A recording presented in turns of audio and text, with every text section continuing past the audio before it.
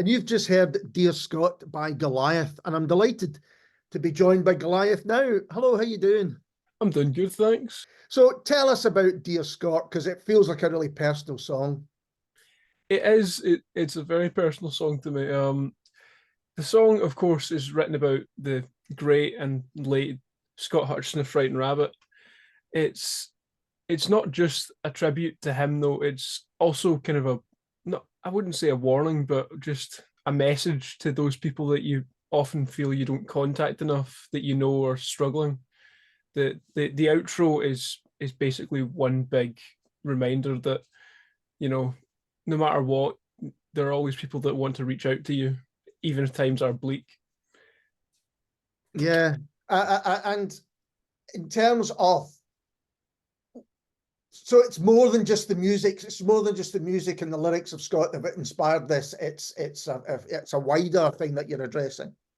Yeah, it's the lyric and works of Scott Hutchison that inspired it, but it's also my personal experiences and my personal experiences with friends and their issues with mental health as well. I thought it was a very powerful song, I have to say, Jack. I think for that reason, when I first listened to it, I thought, yeah, this is going to be a tribute to Scott Hutchison, which it definitely is. But it was quite striking that, there was more there as well. It's a message I've been kind of wanting to include in one of my songs for a long time, and I figured this was a good place to place it. Yeah. So what is it about Scott's music and Frightened Rabbit's music that really, meant so much to you? I would have to say a lot of it is his lyrics. He's very poetic, but he's very raw as well. I mean, he's got a stunning voice, but once again, his voice is very raw and it's filled with emotion when he sings. It's very it's very enrapturing. It's something you can't really look away from when you see him perform. I think that's right. There was a lot of bands that came out roughly in the 2000s, a lot of Scottish bands who, in terms of sound, were kind of similar.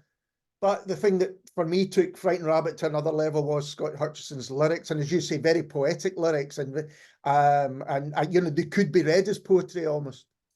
Yeah, Things in particular is a song that almost certainly, I imagine, started out as poetry. Was it? I didn't need these things. I didn't need them all. Just talking about the idea of packing up a life and turning it into like all of the, I don't know, breaking down into its smallest parts. That all of these boxes filled with stuff that you won't need kind of don't show that he's even existed at all. It's a beautiful song, but once again, it is very morbid.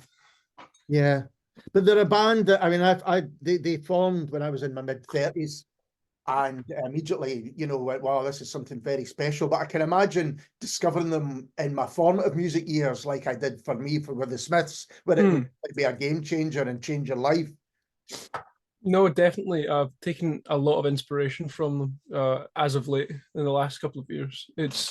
I think it's pushed my songwriting in a good direction, taking a bit more inspiration from the Scottish artists that have come before me, because I'll be honest, I don't take too much inspiration from too many Scottish artists. There's not too many that inspire me too much, but Frightened Rabbit are a huge inspiration. Yeah, absolutely. And in terms of inspirations, who else is, who else inspires your music and songwriting? One of the big inspirations for me, Grizzly Bear, the particular methods in which they do backing vocals has always been something I've really been interested in. And I've kind of built my songs in similar ways with big, huge backing vocals backing up the verses and the choruses. And Dear Scott as well, actually, the ending is absolutely filled with these huge reverby vocals. And what strikes me about your music, a couple of things. So I've kind of first heard your stuff maybe 2 years ago, would that be right? 2021, that you started kind of releasing things? So 2021, I think, is when I started getting a bit of traction. I've been releasing music for about 4 years now, but my first couple of songs, were just the first bits of pieces I'd ever written and recorded, so they're not great, but I'm very happy with where my music is now. So yeah, 2021 is when I started gaining traction. And you've been quite prolific. There's a lot, you've put out quite a lot in those 2 years compared to what else. But the other thing that strikes me is the production right from the beginning. As you say, there was a kind of big, not necessarily a big production as in that you throw the kitchen sink at it, but just a very considered way that they're going to sound. You clearly knew how you wanted these songs to sound. Yeah, there was a lot of thought put into the production.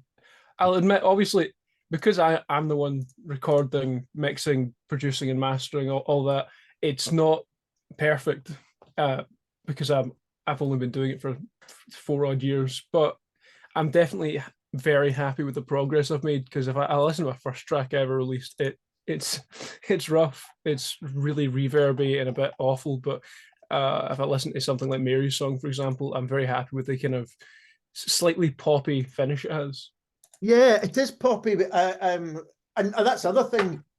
You kind of cross genres in a way. There's some kind of indie stuff, but then there's more electronic things. And it made me think, you think these days musicians like yourself, they're less worried about belonging to a genre or style. It's more like, well, this is just what I fancy doing now. Because I think in the past there was almost this desire to define yourself as, well, I'm a punk band, I'm a dance band, or whatever it might be. It seems that that's maybe broken down now. Yeah, I think you're probably right in that. No, I definitely just work on whatever genre interests me at the time. So, and because I've got quite a wide kind of musical genre list that I draw upon, that can be anything from like R&B to even a bit of screamo. Just whatever is interesting at the time. So is it kind of what you're listening to at the time feeds into maybe what you're going to make next? Yeah, I've been listening to a lot of. Do you know the band Modern Baseball? No, I don't know. So they're a Midwest emo band, and the kind of almost like America's version of Frightened Rabbit, in that these two bands are very kind of raw and lyric based. And I'm working on a track like that, but I don't know how long that'll be until it's out. I don't want to put any date on that. It's called Anvil though. And so how did you come to start making music, and when did you start making music? That's a hard one actually. So technically I started making music somewhere around fourth year in high school. I've always sung, I've always been a singer. That's always been something that I enjoyed. I only started playing guitar 4 years ago, so that's something I picked up recently because I never got into guitar as a child. But I'm getting there. I'm getting there for writing parts. Technically, though, the first song I ever wrote was something I did when I was like 5, because there's a video of me singing a terrible little song. No, it's been something I've been doing for quite a long time now, I think. But so when did you start? I mean, if you were, doing music at school, when did you decide to become Goliath in that sense and think, right, this is my identity, this is my musical kind of face? Right. Okay. So I did start off with a different name, as I'm sure you're aware, which is ketamine backwards, which is something that I came up with on the spot, really, to be honest. Which is why some of your social media is that is wrong, yeah. And I don't know how to change it, so we're just rocking with it now.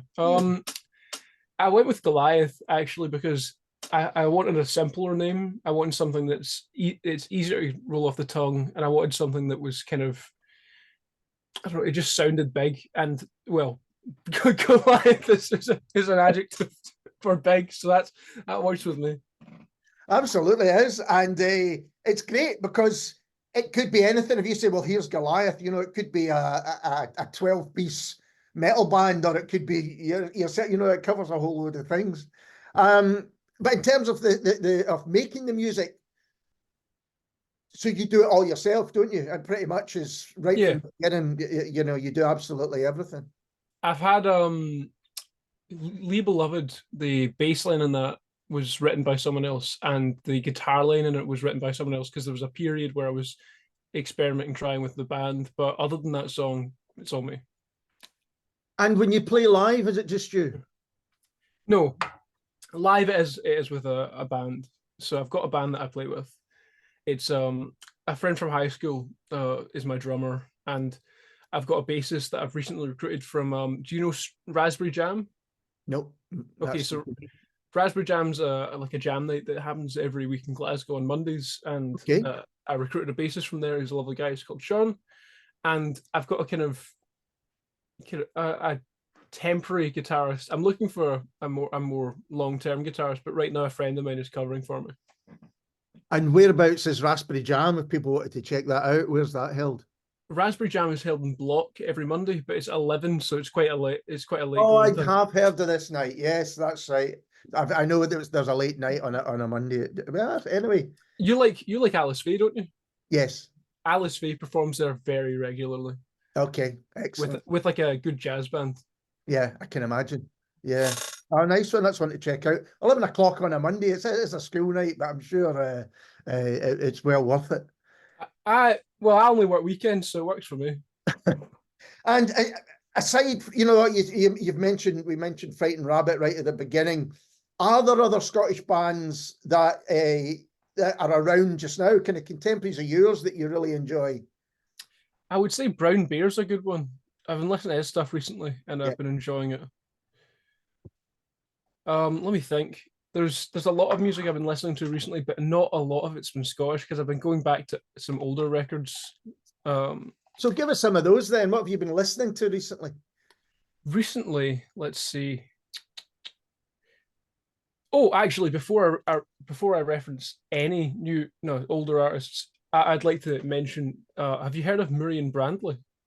No, Bradley. Bradley, yeah. Yeah. Because she recently played on Jules, and she's a 16-year-old, and she sounds sensational. She just plays acoustic and vocals, and she does it all in one take, no comping at all, because she wants to emulate kind of old recordings. And I just wanted to point out, sounds stunning.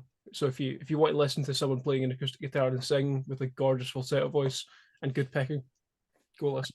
And she was on Jules Holland recently. Yeah, and I think that's catapulted her a wee bit, because she only had about 10,000 monthly listeners, and I think 40,000 now, which is good. Jockstrap are a reasonably local band that I've been enjoying. Do you like Jockstrap? I know the name. I haven't heard a lot of their stuff. I think Jockstrap are one of those bands that I enjoy, and that they don't tie themselves down to a genre even further than I do. They do stuff that's like kind of acoustic, folky stuff, and then right afterwards they'll release a track that's like hyper pop, which is totally in the other end of that spectrum. And I really enjoy the creativity that comes with the freedom that they obviously make sure they have. I think that's definitely a thing. I don't know entirely the reasons for it. I think it's a really healthy thing, but I think people, they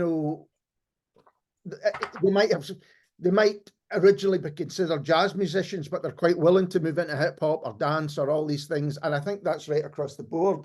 That influences, I think people have always listened to different things, but now musicians themselves are thinking, I quite fancy doing a bit of that today. And I think particularly when it's folk like yourself who do it all, then there's no reason not to do that if you fancy doing something. Yeah. I don't know, if there's a genre I want to try, I'll try it, and if I do something good, I'll probably release it. That's kind of my technique. Just listen to stuff like Lewis Cole, listen to stuff by Modern Baseball, Sufjan Stevens, Aphex Twin, all of that. Try bits from all of those artists and see what lands. Fantastic. And you mentioned that you're working on a track, but you're not going to put a date on it, which is absolutely fine. But do you have plans for the new year, for 2024, in terms of maybe not just releases, but live or anything like that? So my aim this year will be to get five gigs going if I can. That's kind of my New Year's resolution. Right. So we're gonna get rehearsed, and we're gonna see if we can get that down. Another thing is I've applied for the Next Gen Music Fund, and I'm trying to get that so that I can get funding to do an EP with artwork from Brian McHenry, if you've seen his work. Yes, absolutely. Yeah, I'd really like to do that. I think that would be really lovely. Getting a CD released, I think 100 CDs printed with his artwork on them. that'd be really nice. Yeah, excellent. I've used Fantastic. his work is fantastic. I've used Fran Healy as my referee as well, so hopefully that goes well because Oh, he's willing to do it. nice one. And am I right in thinking you studied songwriting? Have you done course? Have you a musician's course? I'm not in a songwriting course. I'm in a music tech course. So Right. we there have been parts where we've written music, but we've not been given any guidance into anything other than how to like manage the synths or the reverbs or the sends and stuff. It's a very kind of technical based course. But it's a good thing to have done, I guess. Yeah, I'm still in the course. I'm in the second term or third year. So next year I'll get the full degree. This year I'll get the half degree. Yeah, it seems to me increasingly, again, education seems to be not important, but for a lot of people, they find sometimes just making connections with other people, at these places, which is good in itself. And in terms of a live, is this headline gigs that you're looking to do, or is this support, or does it not matter? Just depends. So I don't really mind if it's a headline or support. Just what to play. I'd like to get the music out there now because there's so much music written. I could probably play like 6 different sets that vary between, because I think I've got about 24 tracks now. It's a lot of music. How do you approach it? How do you approach releasing music? You just decide when the time is right, when you think the song's ready. Is there a plan? I mean, how do you approach that side of things? Because it has changed a lot. It used to be, well, I'll put together songs for an EP or an album, and then I'll release it, and then I'll do something with that and move on to the next one. But it seems to have changed quite a bit. So I'll admit I'm actually quite bad in this respect. When it comes to social media and advertising, it's something that I struggle with. It's definitely not my strong suit, because as much as I might put up a front, I am a reasonably nervous person. That's something I deal with as an artist, I guess. But when it comes to making and releasing the music, it's basically just I'll kind of come up with an idea. I'll usually leave it to simmer for a month or two, and I'll come back to it. And if I like it when it's kind of fresh ears, then I'll work on it and I'll finish it. And then the recording, mastering, that all takes about a month or two usually, but it's been a bit longer recently because of work and the university. Yeah, sure. Well, Jack, thanks for taking the time to talk to me. I really do appreciate it. I've enjoyed being on. It's been lovely talking to you. And this is Goliath and Mary's Song.